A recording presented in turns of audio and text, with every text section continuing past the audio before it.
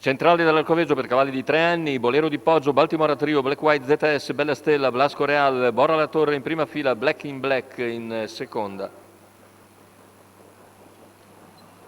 Macchina che stacca, la velocità di Bora La Torre, sbagliano invece sia Blasco Real che Bella Stella e così Bora La Torre in 50 metri è leader nei confronti di Baltimora Trio. Terza posizione per Bolero di Poggio, al largo invece è rimasto Black White ZS che ora si impegna al largo, ma Bora La Torre ovviamente una volta al comando. Intanto c'è l'errore anche di Black in Black, sono rimasti praticamente Black in 4, in Black, mentre Blasco Real squalificato. insegue dopo l'errore iniziale che l'aveva colpito anche nel Gran Premio Italia.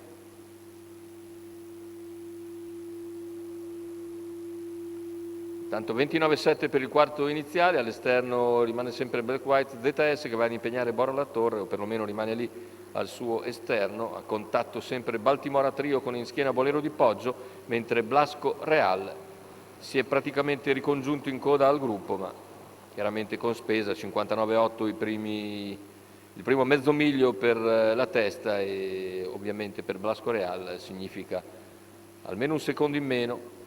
Tanto Bora La Torre e Black White continuano praticamente in coppia, completano un chilometro in 1:15:1, a contatto Baltimora, poi Bolero. E ancora Blasco Real, insiste Black White ZS con molto coraggio all'esterno di Bora La Torre che deve essere richiesta da parte di Roberto Vecchione, ma Black White sta passando già a 450 dall'arrivo.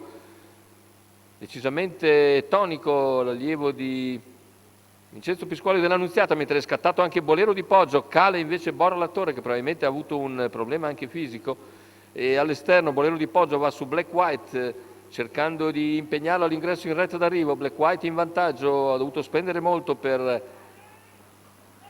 superare Bora La Torre. Bolero di Poggio scatta a centropista, ci prova nel finale Bolero di Poggio e nelle battute conclusive riesce a piegare di precisione, ma chiaramente Black White ZS, terzo posto per Baltimora Trio che precede Blasco Real.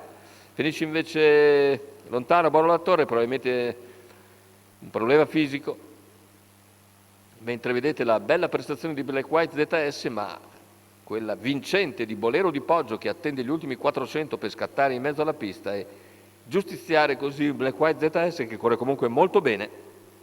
Bolero di Poggio e Massimo Barbini lo regolano comunque nelle fasi finali per un arrivo che dovrebbe essere 1-3-2 con Baltimora Trio che seguendo le orme di Bora La Torre giunge ancora terza, al quarto Blasco Real.